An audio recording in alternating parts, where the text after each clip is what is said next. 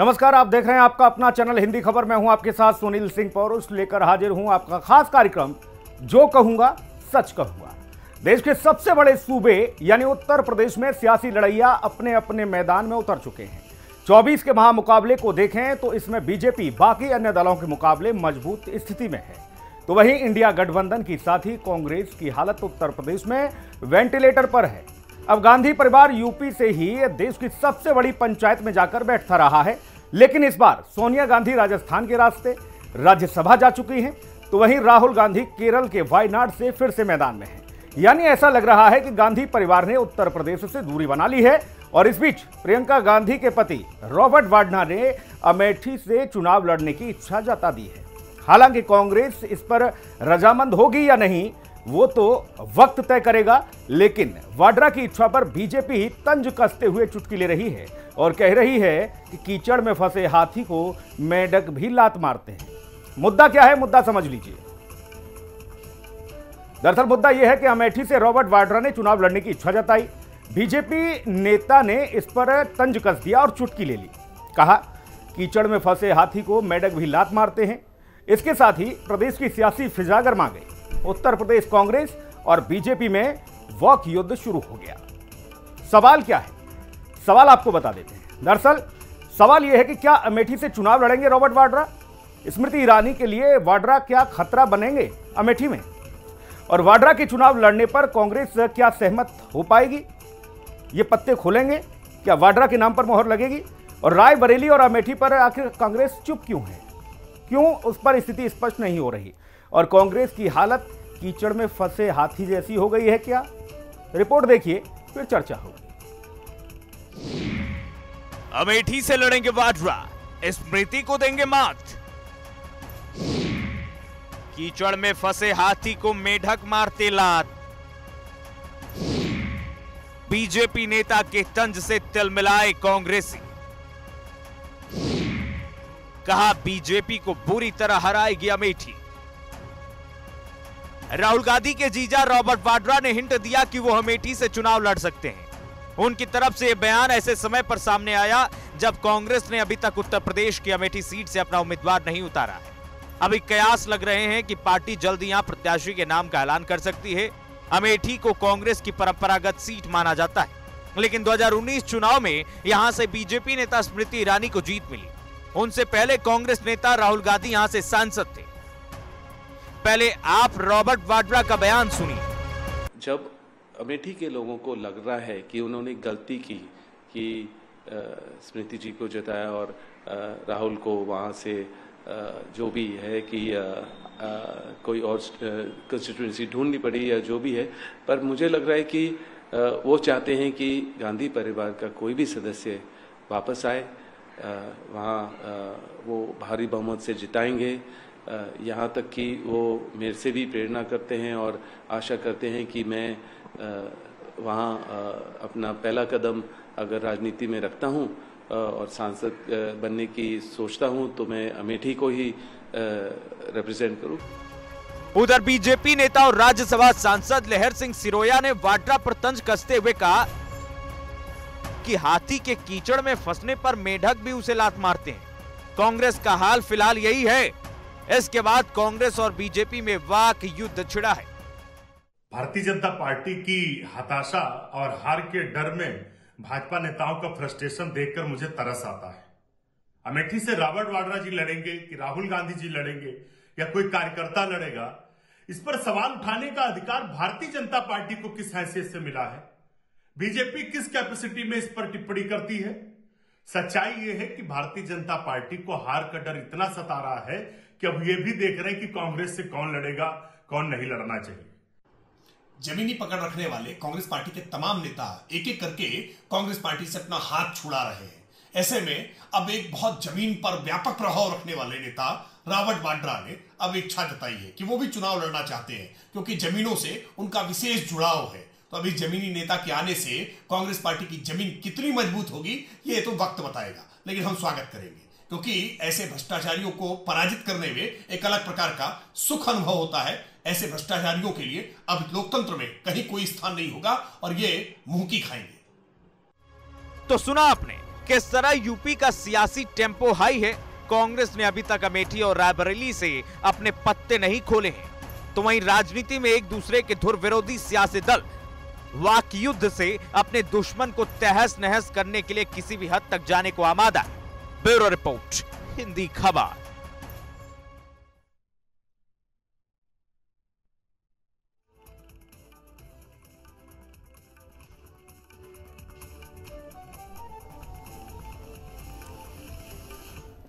तो स्मृति ईरानी के लिए क्या वाड्रा मुसीबत बनेंगे, ये बड़ा सवाल। और वाड्रा के चुनाव लड़ने पर कांग्रेस क्या रजामंद होगी?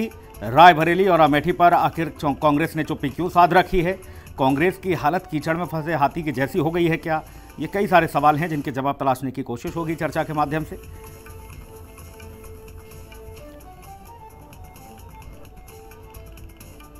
और कुल मिलाकर ये देखने को भी मिल रहा है कि रॉबर्ट वाड्रा अपना डेब्यू शुरू कर सकते हैं राजनीति में, वो भी अमेठी से। उन्होंने यहाँ तक बात कही कि 90-91 से लेकर और अब तक वह लगातार कांग्रेस परिवार को मजबूत करने के लिए कैंपेन करते चले आए हैं और उनका विशेष लगाव अमेठी से रहा है, अमेठी की जनता से रहा है।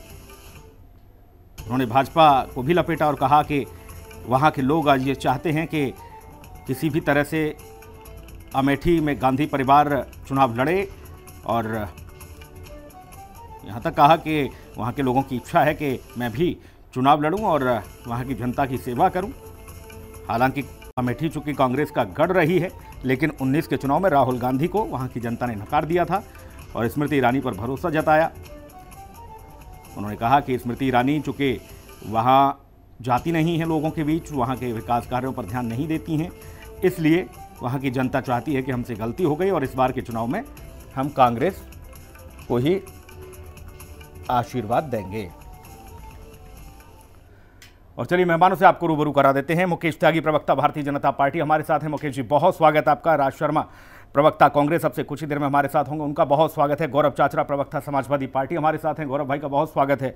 और सौरभ दुबे, राजनीतिक विश्लेषक, अब से कुछ ही देर में हमारे साथ होंगे, उनका भी बहुत स्वागत है। चर्चा की शुरुआत मुकेश त्यागी जी आपसे करूंगा। अमेठी की जनता चाह रही है कि भाई साहब गलती हो गई है और इस बार हम राहुल गांधी के परिवार यानी गांधी परिवार को ही जिताएंगे। रॉबर्ट वाड्रा कह रहे हैं, अगर वहां की जनता तो ये भी कह रही है कि वाड्रा साहब आप ही आ जाओ, आपको भी जिता देंगे। त्यागी जी, दामाद जी का इतना बड़ा वहां पे स्वागत हो रहा है, उनका खैर मकदम हो रहा है और दामाद जी सक्रिय राजनीति में आना चाहते हैं, ये भी एक प्रकार से परिवारवाद का एक और प्रतिबिंब है कि किस प्रकार से परिवार से जो जुड़ गए हैं। चाहे रॉबर्ट वाड्रा, मैं आपको बता दूं, अमेठी को क्षेत्र को मैं बहुत अच्छी तरह जानता हूं, मेरी वहां परवरिश हुई है जी, और वहां पर मैंने लोगों के साथ बहुत संपर्क किया है। इन 5 असेंबली में, चाहे गौरीगंज हो या जितनी भी उसमें है, सबके अंदर एंटी कांग्रेस वहां पर वेव है। और जिस प्रकार से स्मृति ईरानी जी ने वहां पे काम किया है, वहां के जमीनी लोगों के साथ मिलजुल करके काम बढ़ाया है और आर्थिक प्रगति, आपको मैं बताऊं, अमेठी क्षेत्र को इसलिए चुना था कि वो सबसे ज्यादा बैकवर्ड डिस्ट्रिक्ट था उत्तर प्रदेश का, और कांग्रेस की नीति हमेशा यही रही है कि किसी भी प्रकार से गरीबों के ऊपर जो है, जैसे कम्युनिस्टों की भी पॉलिटिक्स होती है कि गरीबी के ऊपर जो है उनकी जो है राजनीतिक दुकान चलती है। तो अमेठी में कौन सी बहुत बड़ी प्रगति हुई मुझे बताइए? कोई विशेष प्रगति वहां पे नहीं हुई है। तो राजीव गांधी जी वहां से लड़े, लेकिन संजय गांधी को रविंद्र प्रताप सिंह ने हरा दिया था वहां पे 1977 में। ऐसी रायबरेली में मिसेस गांधी को भी राजनारायण जी ने हरा दिया था। लेकिन अब तो आपको अपना बिस्तर समेटना पड़ेगा। वाड्रा साहब साफ कह रहे हैं, बोले भैया गलती हुई वहां की जनता से, स्मृति ईरानी जी को वो बड़ी पटखनी देने की तैयारी में है। मैं आज आपको लिख के दे रहा हूँ, वाड्रा जी अगर चुनाव लड़े तो इनकी जमानत जब्त होगी वहां पर, ये आप मुझसे लिख करके ले लीजिए। और सही बात है कि अब वाड्रा, अब इनको लग रहा है कि हमारा भविष्य बहुत खतरे में आ चुका है, कहीं पर तो 1-2 सीट हम लोगों को मिल जाए किसी प्रकार से। देखिए, हमारी उत्तर प्रदेश के अंदर योगी सरकार की जो छवि है और ट्विन इंजन की सरकार है, जनता समझ चुकी है कि इस समय कांग्रेस भाई वो कह रहे हैं कि स्मृति ईरानी ने कोई काम नहीं किया है वहां, और वहां के लोगों के बीच में वो रहती नहीं है, इसलिए गांधी परिवार को ही चुनेगी वहां की जनता। वो भविष्यवाणी भी कर रहे हैं। वो कितने बार कहे अमेठी, जरा बताएं। जो कह रहे हैं 90 से मैं सक्रिय हूँ, उन्होंने कहा 90 से मैं सक्रिय हूँ वहां। मुझे बताएं कौन सी डेट पे गए, मैं और किससे मिलकर के आया, और उन्होंने कौन सी कोई चुनाव रैली करी है, कोई चुनाव सभा की है, कोई सामाजिक कार्यक्रम किया है, कोई वहां जाकर के अगर रमणी की स्थान बनाकर सैर सपाटा करके लौटे हों तो उसका तो कोई वो तो कोई मतलब नहीं होता। वहां पे उन्होंने किसी गरीब व्यक्ति अच्छा ठीक है, दोबारा आऊंगा मुकेश जी आपके पास। गौरव चाचरा जी सुन पा रहे हैं भैया? जी जी जी। गौरव जी, आपकी सहयोगी पार्टी कांग्रेस, अब वो अमेठी में वाड्रा जी कह रहे हैं कि भाई साहब वहां की जनता कह रही है कि आप भी आ जाओ तो आपको भी बड़े बहुमत से हम जिताएंगे। आप लोग कैसे मदद करोगे वाड्रा साहब की भैया?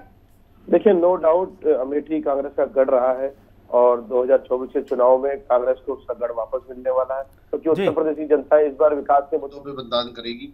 असल मुद्दों पे महंगाई, बेरोजगारी, महिला अपराध, भ्रष्टाचार, उस पे काम करेगी। जिसने काम किया उसको जिताने का कार्य। आज उत्तर प्रदेश में जितने भी इनके सांसद हैं वो गली मोहल्ले में जा नहीं पा रहे, सिर्फ संगठन को भेजे जा रहे हैं, खुद तो जा ही नहीं रहे आगे, क्योंकि काम ही कुछ नहीं किया। जो गांव इन्होंने गोद लिए थे वो भूल गए, तो जब विकास कुछ नहीं किया तो जनता इनको नकारने का काम करेगी। अरे भाई साहब, तो स्मृति ईरानी जी ने मकान भी बनवा लिया है, तो घर भी बनवा लिया वहां। अरे जब काम ही कुछ नहीं करना तो घर बनाने से क्या फायदा। अच्छा, जो दूसरी बात वाड्रा साहब की रही, जो कांग्रेस का शीर्ष नेतृत्व जो डिसीजन लेगा, जो सीट उनके पाले में है, जिनको वो सीट देना चाहते हैं, मोस्ट वेलकम, हम उनके साथ। भाई बीजेपी कह रही है जमानत जब्त हो जाएगी। ये तो बहुत कुछ कहते हैं, इनका क्या है, खाली एक फोबिया, जनता का माइंडसेट बदलने का काम ये करते हैं हमेशा। जनता इस बार पहचान चुकी, मन बना चुकी है। जिस प्रकार इन्होंने एक और भाई साहब लिखित में दे रहे हैं, ऐसा नहीं है गौरव भाई, 400 पार भी कहते हैं। गौरव भाई त्यागी जी लिखित में दे रहे हैं भाई साहब स्टाम्प पर। 400 पार भी कहते हैं, इनके प्रधानमंत्री जी कहते हैं 400 पार, और 400 हार आएगी। देखिए रिजल्ट तो आने दीजिए जी। राजीव जी, उनके पास धन की व्यापक मात्रा है, हो सकता है उस आधार पर। अच्छा, आप कैसे कह सकते हैं भाई साहब कि 400 बिल्कुल शून्य पर पहुंचेंगे? ये वो कह रहे हैं 400 जीतेंगे, आप कह रहे हैं देखिए 400 हारेंगे। जब ये कह रहे हैं पार तो हम कह रहे हैं हार। ठीक है भैया, हमारा भी कॉन्फिडेंस लेवल है जी। ना बिल्कुल, लेकिन वो लिखित में दे रहे थे इसलिए मैंने पूछ लिया आपसे। हमने कहा भाई साहब लिख के दे रहे हैं, जमानत जब्त होगी, स्टाम्प पे ले लो। आप कहीं लिख के दे रहे हो? लिख के हम भी देते हैं, लिख के हम भी दे देते हैं। चलो आज क्या बात हुई, जब मर्जी, ये खाली जनता को बहलाने बुझले काम। सौरभ जी, और राजनीति का स्तर इस कदर हो गया, सौरभ दुबे जी आपके पास आ रहा हूं सर, राजनीति का स्तर इस कदर हो गया है कि अब तो लिखत पढ़त में भी कह दे रहे हैं कि लो हमसे लिख के ले जाओ, और कुछ दिन बाद उस पेपर को फाड़ के फेंक दिया जाएगा डस्टबिन में। कौन कहां कैसे, आप कैसे देख रहे हैं? वाड्रा साहब कह रहे हैं कि भाई साहब वहां की जनता चाहती है कि आप भी आओ मालिक मुख्तार, आप भी लड़ो, आपको हम जिताएंगे। सौरभ भाई जी, आवाज आ रही है आपको? जी जी। देखिए, लिखित में दें या राइटिंग कुछ भी करके दें, अगर जनता के बीच आप कार्य कर रहे हैं तो जनता निश्चित रूप से आपको चुनती है। जनता के बीच आपने कार्य किया है तो जनता आपको अपने जहां पे भी आप क्षेत्र है आपका वहां पे चुन करके भेजेगी। लेकिन आज के डेट में जो लोग सोचते हैं कि अगर हम दिल्ली से बैठ करके और अपने जो है संसदीय क्षेत्र को चला लेंगे सिर्फ एक बड़े नाम ओहदे के कारण, तो मुझे लगता है वो ना तो भारतीय जनता पार्टी के लिए संभव है, नहीं कांग्रेस पार्टी है, नहीं समाजवादी पार्टी के लिए। तो आपको कहीं ना कहीं कार्य क्षेत्रों में जाना पड़ेगा। देखिए, आज जो उत्तर प्रदेश है ना, उत्तर प्रदेश हर बार से जो है जब भी लोकसभा का चुनाव होता है क्योंकि यहाँ की जनता ना आपको बार बार खिलाती, जब आप क्षेत्र में जाएंगे तो तुरंत आपके पास वो पहुंच जाएंगे चिट्ठी लेकर के। आपने बताइए पिछले वादे क्या पूरे किए, जो आप यहाँ पे घोषणा करके कहते कि आपने पूरी की। तो आज की डेट में जो राजनीति है, राजनीति के अंदर जो कैंडिडेट है उनके लिए अब पहले जैसी बात नहीं रही कि आपने दिल्ली से बोल दिया और आप दोबारा 5 साल बाद आए और चुन करके चले गए। तो मुझे लगता है कहीं ना कहीं भारतीय जनता पार्टी के नेतृत्व में, प्रधानमंत्री नरेंद्र मोदी जी के नेतृत्व में जिस प्रकार का निर्देश सभी सांसदों को दिया गया था 1 साल पहले ही कि आप अपने क्षेत्र में जाइए और आपकी जो उपलब्धियां हैं उसको जनता से पूछिए कि आपके जो कार्य बचे रह गए क्या आपने उसको किया है या नहीं किया। ये प्रधानमंत्री नरेंद्र मोदी ने अपने सभी सांसदों से कह दिया था और कहा था कि अगर परफॉर्मेंस नहीं होगी तो परिश्रम का परिणाम आपको मिलेगा, परफॉर्मेंस नहीं होगी तो आपको उसका परिणाम नहीं मिलेगा, सिर्फ परिश्रम का परिणाम आपको मिलेगा। और ये बात कहीं ना कहीं जब हम कांग्रेस के अंदर देखते हैं जहां पर श्री राहुल गांधी है, प्रियंका गांधी है, वो अभी से जो अपना नींद नहीं तय कर पा रहे, क्या वो अमेठी लड़ रहे हैं, क्या रायबरेली लड़ रहे हैं, इस प्रकार से सुगबुगाहट चल रही है कि अभी रॉबर्ट वाड्रा जी का नाम चल रहा है। रॉबर्ट वाड्रा जी का जो नाम है, जो परसेप्शन है, मुझे लगता है वो जनता के बीच बहुत ही नकारात्मक, बहुत ही निगेटिव है। जिस प्रकार से उनको पहले जो है एक भ्रष्टाचार पर भारतीय जनता पार्टी ने बहुत ही गिरा था जब 2014 का इलेक्शन था। और कहीं ना कहीं अगर रॉबर्ट वाड्रा जी को चुनाव लड़ना था तो उनको इस क्षेत्र में आज से 3 साल 4 साल पूर्व जो है आकर के लोगों के बीच जाना चाहिए था। अब वो जमाना निकल गया कि रॉबर्ट वाड्रा जी को चुना जाएगा, वहां से एक परिवार चुनेगा, भेज देगा। अच्छा सौरभ भाई एक सेकंड, सौरभ भाई जी, एक बात और सामने आ रही है कि बाकी कई दल और भी हैं जो चाह रहे हैं कि रॉबर्ट वाड्रा जी हमारी पार्टी से चुनाव लड़ जाएं। उन्होंने कहा कांग्रेस ठीक है देती है टिकट तो देती है, बाकी कुछ लोग और भी हैं वहाँ की जनता और दल भी चाहते हैं, यानी इशारा समाजवादी पार्टी और बाकी दल की तरफ भी हो सकता है उनका। लेकिन इन सारी चीज़ों के पीछे क्या उन्होंने कांग्रेस को ये मैसेज दे दिया है कि भाई साहब आप मेरा नाम फाइनल कर रहे हो नहीं कर रहे हो, नहीं तो मैं मेरा अखिलेश जी के साथ चला जाऊंगा साइकिल बैठ के, ऐसा है क्या? देखिए, मुझे जहाँ तक मैं जानता हूँ और आप भी जानते हैं बहुत अच्छे से, रॉबर्ट वाड्रा जी की जो अपनी राजनीतिक हैसियत है वो जीरो है। और वो राजनीतिक हैसियत जीरो होने की वजह से अगर वो कांग्रेस को छोड़ देते हैं तो वो और माइनस में चले जाएंगे। दूसरी पार्टी अगर उनको टिकट देती तो रॉबर्ट वाड्रा ऐसा कह रहा नहीं है जिन्होंने देश की जनता के लिए बहुत काम किया हो या जो पहले राजनीति में बहुत ही मजबूत व्यक्ति माने जाते हो, ये कहीं ना कहीं उनको और नुकसान देगा। ये राजनीति से इस तरह की जुड़ा गरीब बात चलता नहीं है, सिर्फ सियासी कामों की गिनती चलती है, क्योंकि प्रधानमंत्री नरेंद्र मोदी के सियासी कामों की गिनती आज बोल रही है। तो रॉबर्ट वाड्रा जी अगर समाजवादी पार्टी से लड़ते हैं तो भी वो वहां पर कमजोर उनका नेतृत्व रहेगा, और अगर कांग्रेस से लड़ते हैं तो भी कमजोर नेतृत्व रहेगा। मैं गौरव भाई से टिप्पणी लूंगा, मुकेश त्यागी जी आपके पास लौटूं, लेकिन एक टिप्पणी गौरव भाई से ले लेता हूं। गौरव भाई आपके पास, और भाई सभी मेहमानों को दिखाया जाए स्क्रीन पे। गौरव भाई, सबसे पहले ये समझने की कोशिश कर रहा हूं, कांग्रेस को इनवाइट किया गया था, आओ कम से कम रॉबर्ट वाड्रा जी को कुछ डिफाइन करो, वो अभी तक आए नहीं। चलो आप आए, अच्छा है, बड़ा दिल दिखा रहे हैं आप। दूसरी बात ये कि अभी सौरभ जी ने कहा कि भाई साहब जो जनता के बीच में रहेगा जनता उससे सर माथे लेगी। अमेठी में सक्रियता दिखाई 14 के बाद से, स्मृति ईरानी ने तो 19 में परिणाम दे दिया, अब तो उन्होंने रजिस्ट्री करा ली, मकान भी बना लिया भाई साहब, अब तो वहीं की हो गई निवासी, क्योंकि लोग कहते थे बाहर की हैं, गुजरात की हैं। कैसे मान लिया जाए गौरव भाई?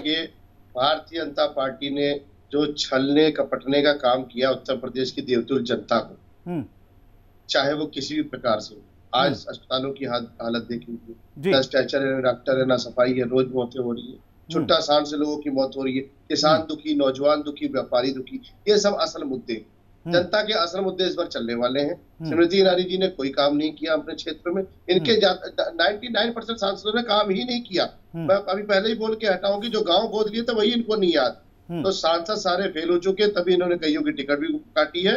इस बार परिणाम समाजवादी पार्टी के हक में बहुत बेहतर आने वाले, आप देख लीजिएगा। गौरव भाई आप भी कुछ याद दिला देते हैं गाँव की, कि भाई साहब आपकी गोद में कुछ गाँव भी हैं, इनको थोड़ा पैदल चलवाओ, सिखाओ। भाई किसको? मुरादाबाद जो गांव गोद में लिए थे सांसदों ने, आपने कहा अभी भी गोद में है भाई साहब, उतरे नहीं, तो आप ही कम से कम आईना दिखा देते। हम तो समय में अलर्ट कर ही रहे, हम तो विपक्ष की भूमिका निभा ही रहे। उत्तर प्रदेश की जनता, देश की जनता कैसे देश खुशहाली और तरक्की के रास्ते में जाए, हमारा तो प्रयत्न वही है, सुबह उठ के शाम तक हम यही काम करते रहते। अरे भाई साहब, इतने ही मुद्दे अगर गौड़ होते, इतने ही प्रबल होते, तो फिर हर रोज आपको 3 से 4 अपने नामों या चेहरों को बदलने की जरूरत नहीं पड़ती गौरव भैया। देखिए उसमें मैं आपको बता दूं, लड़ाई बहुत बड़ी आप हर रोज चेहरा बदल देते हो गुरु। मैं उसमें बता रहा हूँ, शासन प्रशासन भारतीय जनता पार्टी के पास, भारतीय जनता पार्टी को बहुत पैसा, भारतीय जनता पार्टी के खुद मुख्यमंत्री जा जाके रैलियां कर रहे हैं, भारतीय जनता पार्टी के प्रधानमंत्री जा जाके रैलियां कर रहे हैं, अन्य राज्यों के मुख्यमंत्री जा जाके रैलियां कर रहे हैं, इनके पास सबका फोन नंबर है, रोज फोन नंबर पे कॉल आई जा रही है, प्रधानमंत्री की तरफ से ऑडियो रिकॉर्ड किए जा रहे हैं। गौरव भाई इन्हीं सारी बातों से प्रेरित होकर आप अनाउंसमेंट कर रहे हो प्रत्याशियों का, तो बड़ी बात है। आप एक मिनट और दे दो, रात को 12 बजे प्रधानमंत्री की तरफ से खत आ जाता है अननोन नंबर से, तो ये सब चीजें जो षड्यंत्र भारतीय जनता पार्टी रच रही है, तो लड़ाई बहुत बड़ी है। हमको भी रिजल्ट ओरिएंटेड इंटरनल स्ट्रेटजीज हमने तगड़ी बना रखी है, जो स्ट्रेटजीज है उसकी बुनियाद पे हम अपनी स्ट्रेटजी चेंज कर रहे हैं, उस पे चुनाव लड़ेंगे। ठीक है भाई साहब। त्यागी जी, मालूम है सबको बहुत अच्छे से कि भाई साहब बरसात आने वाली है, गर्मी भी आएगी, उसके लिए पहले से व्यवस्था करी जाती है, महकमे इसीलिए तो बैठे हैं सब, बोले बारिश के समय कोई सीवर चौक ना हो जाए, पानी सुचारू निकले, लोगों को दिक्कत ना हो। राजनीति में वही खेल है, सबको मालूम था चुनाव है, हमारे मजबूत लड़ाके हैं नहीं है। समाजवादी पार्टी कह रही है भाई साहब आप ऐसा खेल खेल रहे हो कि सबको फोन करवा देते हो, सबको लेटर जारी करवा देते हो, इसलिए वो कह रहे हैं कि इसलिए हम अपने कैंडिडेट को उस हिसाब से ला रहे हैं जो मजबूत दीवार अंबुजा सीमेंट से बनी हो, वो आपके सामने खड़ी हो जाए। बताओ। देखिए, अपने आप में विरोधाभास है। इनको अपने कैंडिडेट पे भरोसा नहीं है कि वो हमारे साथ रहेंगे या छोड़ के चले जाएंगे।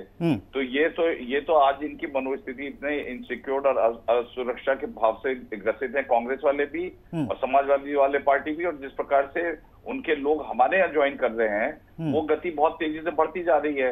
और कांग्रेस भी अपने अपने अपने उसको कवच को जो है सिक्योर नहीं कर पाया। अब मैं आपको बताऊं वाड्रा जी के ऊपर, वाड्रा जी बहुत पहले से लड़ने की कोशिश कर रहे थे, मुरादाबाद से भी लड़ने की कोशिश कर रहे थे। फिर इनको मिला कि भैया हम कांग्रेस, हम बीजेपी ने कहा हम तो इनका स्वागत करते हैं, ये लड़े हमको एक सीट, तो फिर गारंटीड ही हो गई। क्योंकि इनकी छवि इतनी खराब है वाड्रा जी की, उनकी क्रेडिबिलिटी इतनी खराब है, वो एक प्रकार से किसी भ्रष्ट कैटेगरी में आते हैं और वो उनकी इस प्रकार से उनकी छवि बन चुकी है।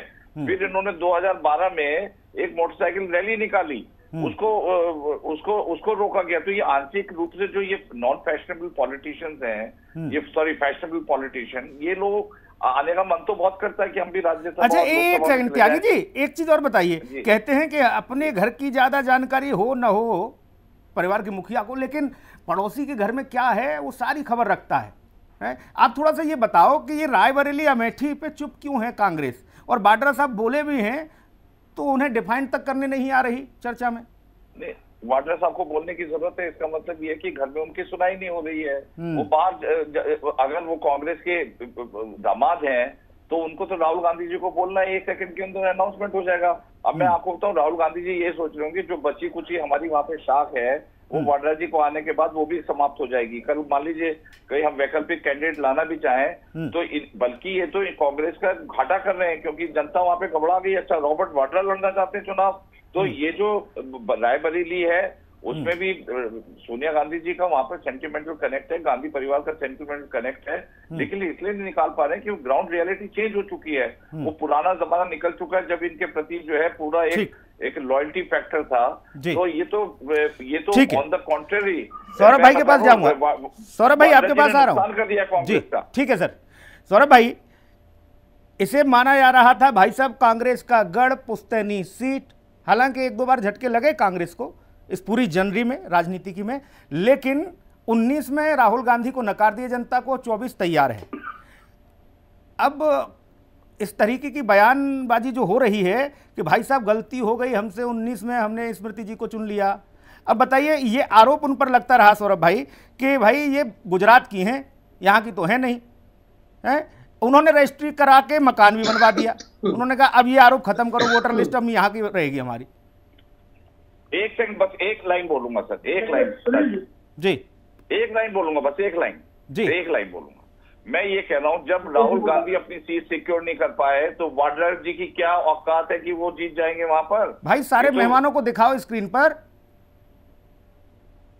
जी भाई साहब कंप्लीट करें त्यागी जी।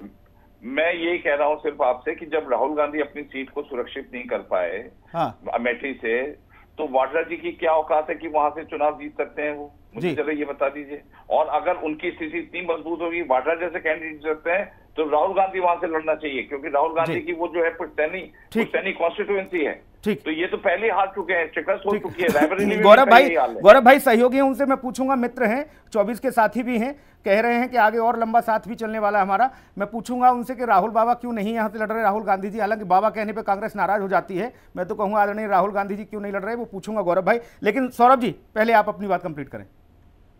देखिए सुनील जी, आप बहुत वरिष्ठ पत्रकार हैं और पैनल में जो लोग बैठे हैं सब वरिष्ठ हैं। हम लोग जानते हैं कि जो जनता है, भारत की जनता, वो जो आपका व्यक्तित्व होता है, आपका जो साहस होता है चुनाव के अंदर, उसके साथ कनेक्टेड होती है। देखिए प्रधानमंत्री नरेंद्र मोदी गुजरात में 3 बार से मुख्यमंत्री थे, 4 बार। वो चाहते तो गुजरात से चुनाव लड़ते और जीत करके आते।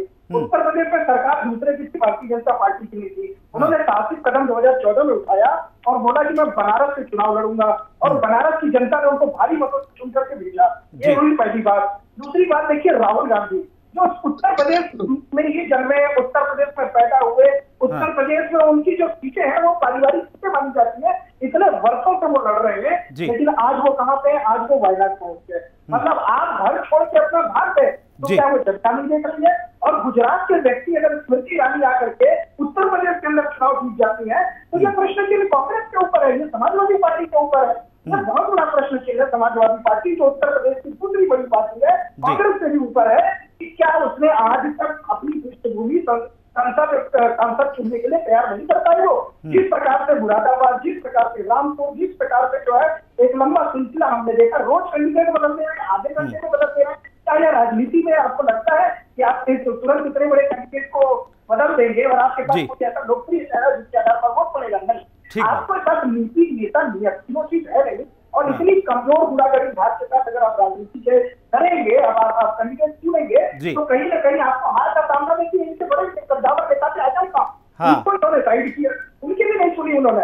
तो आप एक तो बड़े नेताओं का सम्मान भी नहीं करते, आप बदायूं से धर्मेंद्र यादव जीत रहे थे, आपने शिवपाल जी को वहां तक दे दी। आपकी जो ये कमजोरी है ना, ये कमजोरी भारतीय जनता पार्टी निश्चित रूप से इसका लाभ लेती जा रही है, और रॉबर्ट वाड्रा इसका स्वरूप जो रॉबर्ट वाड्रा के रूप में एक बहुत ही जो है कमजोर कैंडिडेट अगर कांग्रेस चाहती है तो भारतीय जनता पार्टी की अकेली है। क्योंकि मैं मानता हूँ अगर राहुल गांधी हिम्मत करके लड़ते तो कहीं ना कहीं टकराव होता, कहीं ना कहीं मजबूत, और कार्यकर्ताओं की एनर्जी आती है। इनके जो कांग्रेस के कार्यकर्ता है उनकी एनर्जी जाती है। आज वो कांग्रेस के कार्यकर्ताओं की एनर्जी जो है वो नीचे जा चुका है। ठीक है भैया, तो वो जो आपके अंदर जो आपका कैंडिडेट के अंदर राहुल गांधी जी की बात होनी चाहिए कि वो दिख नहीं रही है। और प्रियंका गांधी भी लड़ सकती थी, ऐसा नहीं है प्रियंका गांधी भी अमेठी से लड़ सकती थी, लेकिन आप दोनों छोड़ करके भाग। तो जनता तो नहीं कह रही है कि भैया हमारा तो नेता भाग्यवाद छोड़ के उत्तर प्रदेश नहीं से गए।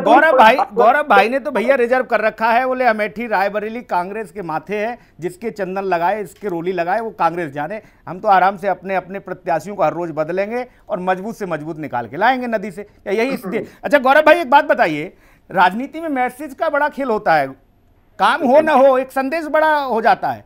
वही संदेश अमेठी में स्मृति ईरानी जी ने दे दिया घर बनाकर। वायनाड में राहुल बाबा ने कहीं माफ कीजिएगा राहुल गांधी जी ने कहीं घर बनाया क्या? उत्तर प्रदेश में सबसे बड़ा संदेश माननीय राष्ट्रीय अध्यक्ष श्री अखिलेश यादव जी ने पीडीए का दिया है।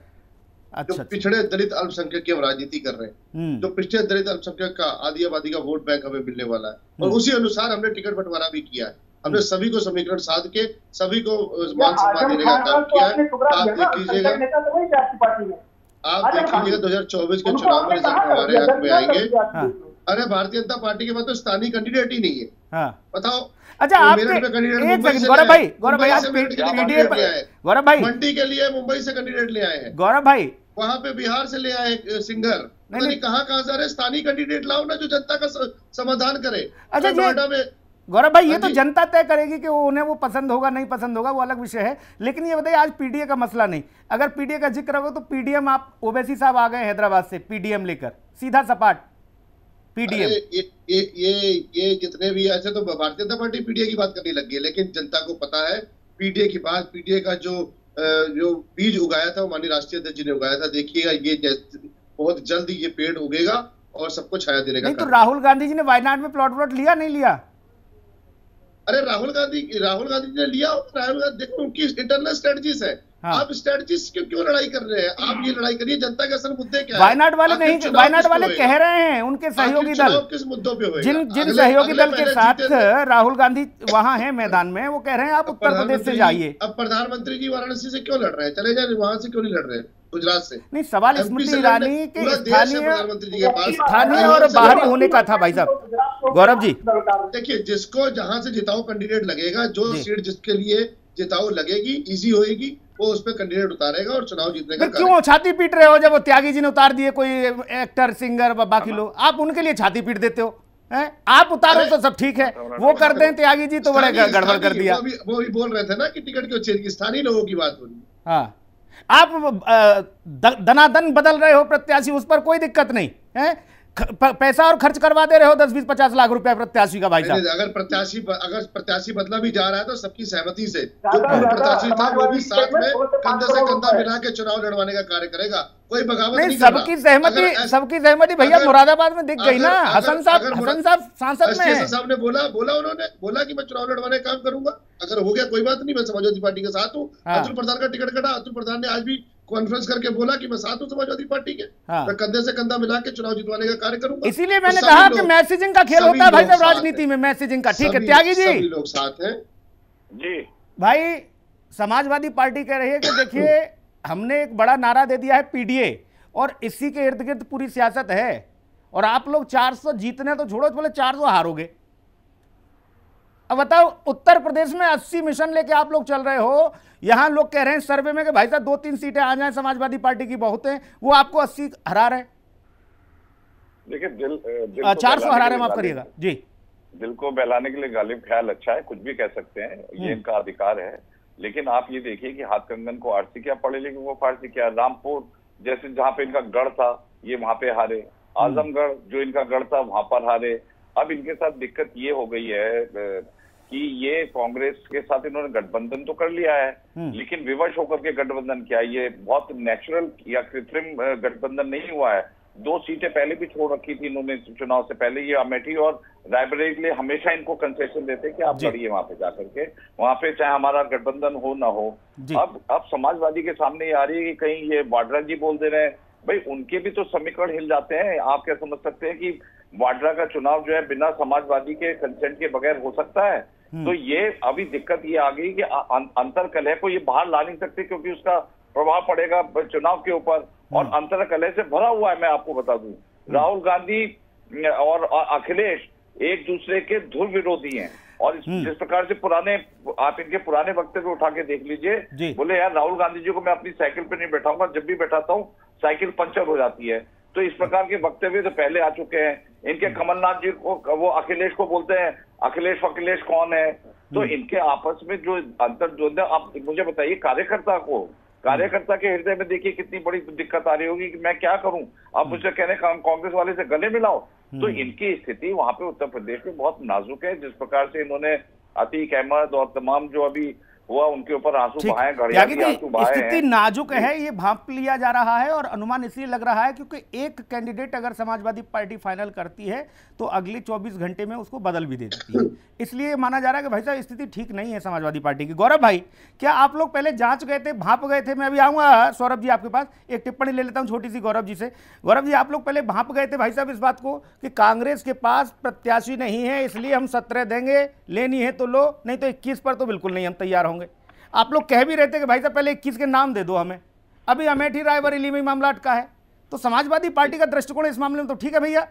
देखिए, हमने तो पहले दिन से कहा था, जिताओ, कैंडिडेट ले आओ, नाम बता दो, समीकरण बता दो, हमें लगेगा हम दे देंगे। तो सारी स्ट्रेटजीज बनी, बैठ के बात हुई, सब सहमति में 17 सीटों पे मोहर लगी। 17 सीटें हमने उनको दे दी, बाकी सीटों पे हम चुनाव लड़ रहे हैं। 17 सीटों पे हमारी पार्टी के कैडर का सपोर्ट कर रहा है, और बाकी सीटों पे उनके लोग हमको सपोर्ट कर रहे हैं। अच्छा गौरव जी, आप वाड्रा जी को सपोर्ट कर रहे हैं अगर उनका कैंडिडेट? अच्छा, इस ख्याल को भी दिल से निकाल दो गौरव भाई, बता ही दो, सपोर्ट करोगे नहीं करोगे? हमारे नेता, हमारे शीर्ष नेतृत्व जिसको सपोर्ट करेगा उनके साथ हम, ये शीर्ष नेतृत्व डिसाइड करेगा जिसको सपोर्ट करना है, किसको सपोर्ट नहीं करना। अच्छा, यहाँ पर भी असमंजस है क्या? अरे अब तो आपके साथी हैं भाई साहब, अब तो कह दो। नहीं साथी, मेरे लिए सबसे पहले मेरे राष्ट्रीय अध्यक्ष माननीय श्री अखिलेश यादव जी, समझ आ गया दिन तो मेरे लिए दिन है, वो कहेंगे रात। सौरभ भाई देख लिया आपने, सौरभ भाई समझ आ गया खेल। अब गौरव भाई कह रहे हैं भाई साहब कौन किसका सपोर्ट करना है, किसका नहीं करना है, ये अध्यक्ष जी बताएंगे, वही होगा। अब बताइए, साथी हैं भाई साहब आपके, स्टाम्प पे लिख के हो गया है, सब लिखत पढ़त में हो गई। 17 दिए हैं ना आपने, अब 17 में तो कम से कम सपोर्ट कर दो। बिल्कुल वही तो कह रहा, नहीं उस पर नहीं कह रहा मैं। कांग्रेस अगर उनको टिकट देती कि हम सपोर्ट करेंगे, कांग्रेस के हाथ में ना, 17 सीटें तो कांग्रेस के पाले में। हाँ, वही हमने पूछा। अच्छा ठीक है, देर से समझ में आई बात आपको। आवाज में लग रहा, नहीं समझ गया भाई। चलिए, देर से गौरव भाई को समझ में आया। सौरभ जी, नॉमिनेशन डेट के बाद डिसाइड करेंगे कौन कैंडिडेट। अरे भाई साहब, वो पर्चा दाखिल होने के बाद भी प्रत्याशी बदल देते हैं, ऐसा नहीं। गौरव भाई बहुत आगे हैं इस मामले में। सौरभ जी, जब कांग्रेस सपोर्ट करेगी, कांग्रेस जिसको टिकट देगी उसके साथ हम। गौरव जी, अगर आप कह रहे हैं समर्थन करेंगे, समर्थन जीतने में करेंगे या हराने में करेंगे, ये भी प्रश्न है। समर्थन हमेशा जीतने में किया जाता है, सब लोग मिलकर चुनाव। गौरव भाई, उत्तर प्रदेश की राजनीति में एक काला अध्याय ये भी है भाई साहब। उत्तर प्रदेश की राजनीति में गौरव भाई, एक सेकंड, उत्तर प्रदेश की सियासत में एक काला अध्याय ये भी है, इसे नकार नहीं सकते आप। सौरभ जी जानते हैं बहुत अच्छे से भाई साहब, यहाँ जिताने के लिए नहीं, हराने के लिए दाव लगता है। कैसी बात कर रहे हो, पैसा चलता है भाई साहब। देखिए, वो भारतीय जनता पार्टी छल कपट और झूठ, भारतीय जनता पार्टी नहीं, अब नाम खुलवाओगे सबसे, ठीक है। सौरभ जी, नहीं, वाड्रा जी पे रुपया बहुत है भाई, कोई दिक्कत नहीं, पैसे की कोई कमी नहीं। इस प्रकार से स्वर्गीय अमर सिंह और रामगोपाल यादव के बीच में इतना बड़ा टकराव था और आजम खान के बीच में कि वो एक दूसरे को हराने के लिए लड़ते थे। अगर कोई जयप्रदा कैंडिडेट जब रामपुर से समाजवादी पार्टी की प्रत्याशी थी तो उनको हराने के लिए क्या क्या प्रयास नहीं किया गया, तो इतिहास गवाह है। ये हमारे गौरव भाई मान्यवर काशीराम जी की भी स्थिति कुछ ऐसी रही भाई साहब, मान्यवर काशीराम जी की भी स्थिति ऐसी रही, जहां लगा खेल एक तरफा हो रहा है, बोले 4 खड़े कर दो। बिल्कुल बिल्कुल, ये राजनीति में जो है ना, राजनीति में बड़ा फूक फूक के कदम रखना पड़ता है। जीतने से ज्यादा लोग हराने के लिए खड़े रहते हैं। तो गठबंधन जो आप करते हैं वो गठबंधन देखिए मायावती के साथ तो किया था ना, मायावती 10 पे पहुंच गई 0 से और आप 5 पे रह गए। ये क्या था भाई, ये क्या था? अगर वो 0 से 10 पे चली गई पिछले बार और आप हट करके 7 से 5 पे आ गए, ये था आपका गठबंधन पिछली बार का।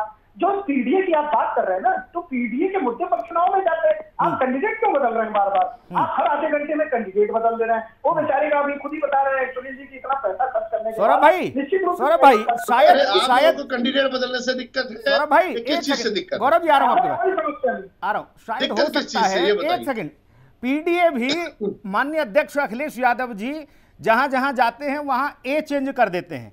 जहां दिखा के आबादी घनत्व तो ज्यादा है, महिलाओं का बोले आधी आबादी भैया लास्ट वाला ए पीडीए में, ठीक। दूसरा कह देते हैं कि अगड़ा है भाई साहब जहां सवर्ण में पहुंच जाते हैं, फिर कह देते हैं भाई साहब जहां मुस्लिम कम्युनिटी में पहुंचे बोले भाई साहब ये अल्पसंख्यक है। तो ऐसे ही प्रत्याशी बदल रहे, किनारा दिया, ऐसे ही प्रत्याशी बदल रहे भाई साहब। जो आंकड़ों में जो अपना दुखी है वो भी हमारे साथ है, ऐसा नहीं है। जो प्रत्याशी हमेशा प्रत्याशी स्ट्रेटजी के हिसाब से बदला जाता है।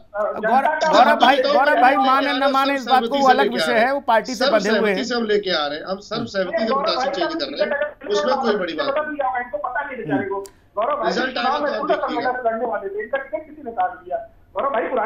गौरव भाई पुराने साथी हैं, जानते सब कुछ हैं, लेकिन अब क्या करें, मजबूर हैं भाई साहब, उनको भी सियासत करनी है। नोएडा में टिकट की दावेदारी कर रहे थे, पता नहीं कौन इनके ऊपर जो है कांग्रेस में जो बल्कि हो गया इनसे नेताओं ने।